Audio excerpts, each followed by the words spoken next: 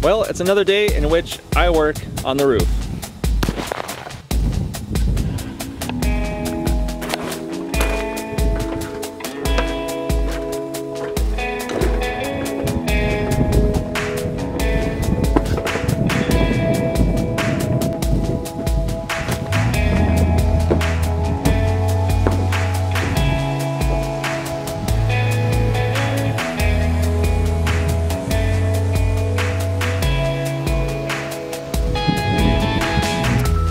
First I've got to let myself in.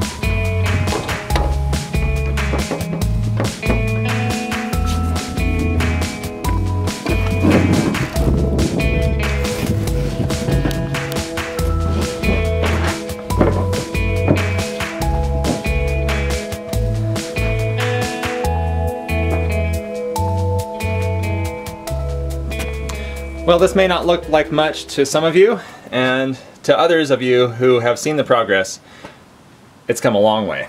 A really, really long way.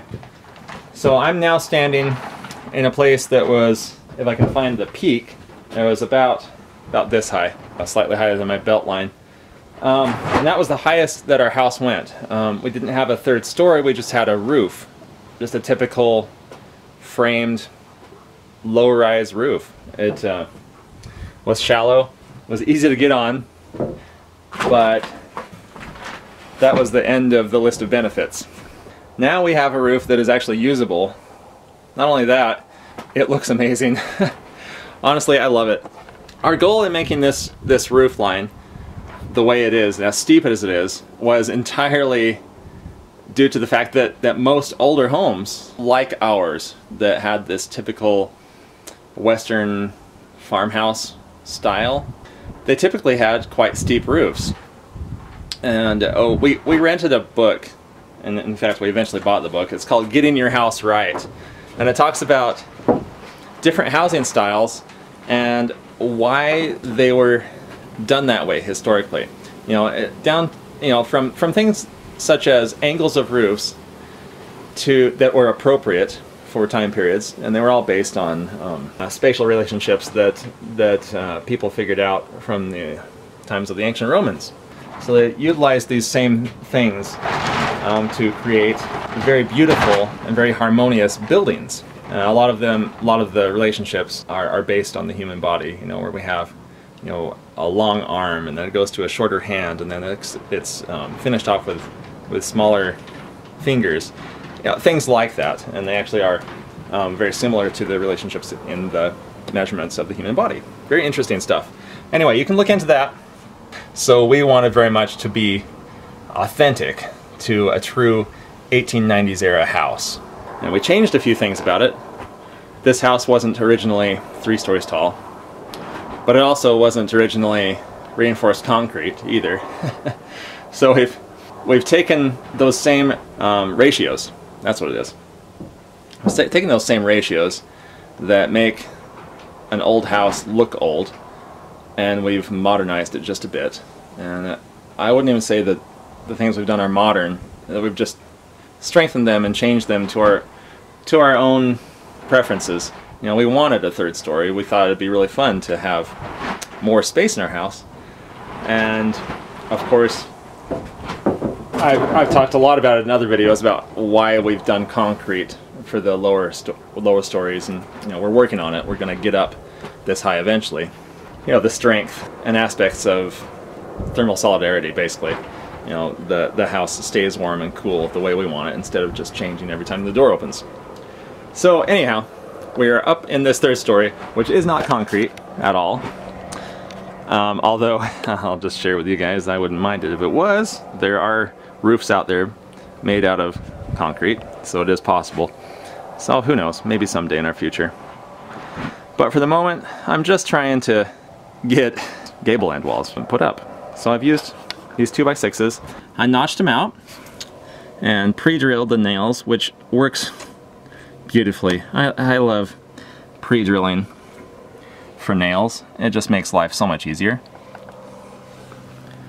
And then I also lag bolted it in, or lag screwed all these in. And did the same thing up here and carefully measured. I actually mismeasured on this one. not to worry. This just helps stabilize it a little bit. But nailed, screwed, and bolted in. And the same thing all around. So I'm quite proud, but this is a little bit more woodworky, a little bit more artsy, arts and crafts-ish, you know, than typical stud framing is nowadays. I know for certain that this, for example, is more solid than just simply nailing a flat cut-off stud to another 2x6. Yeah. Anyway, doing my best. I'm just kind of inventing this house as I go along, based on the grand idea that Lorajean and I came up with years ago when we started this project. My mind goes back to when we were very seriously toying with the idea of tearing this house down and starting a new house further back on the property. And I look over our property and envision where we might have put this house, and I'm so glad that we renovated this old house instead of building a new one.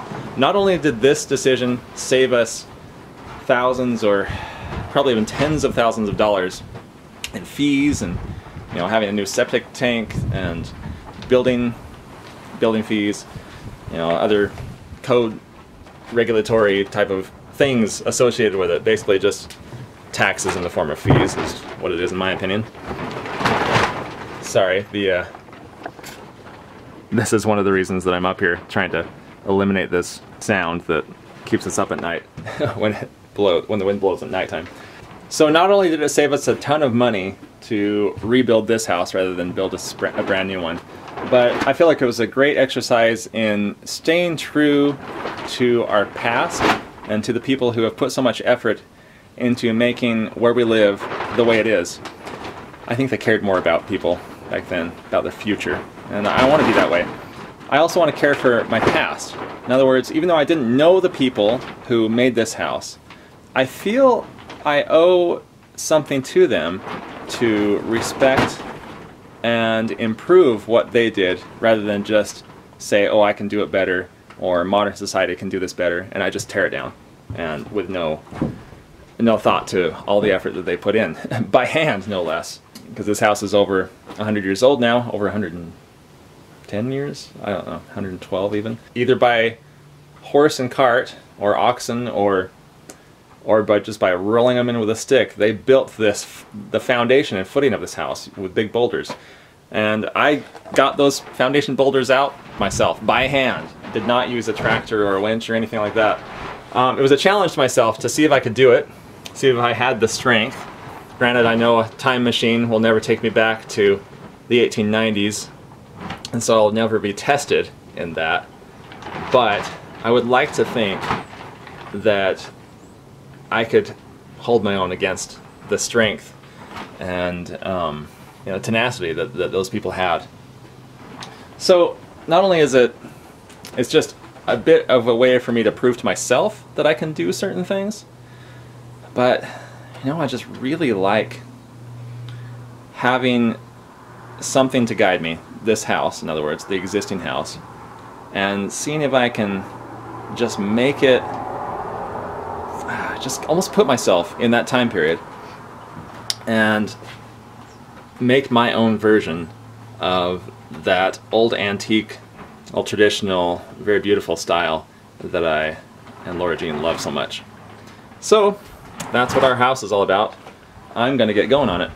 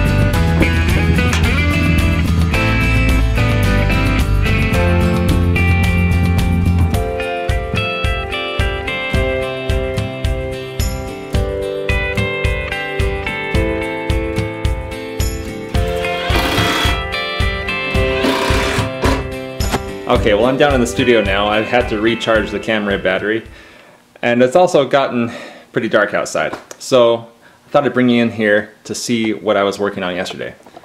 So actually I started this during the live stream on Monday, and those of you who joined us there got to see the beginning stages of this, and then we promised then that we would show the final painting, and we didn't yet. So first I'm showing you the details, because to me that's half of the fascination behind the way I paint. Anyway, here's the whole thing. Pretty happy with it. Actually very, very happy with it. So I'm excited to send that to a gallery or a collector. Thanks for joining us today. We really appreciate you watching, and we will see you tomorrow. Bye.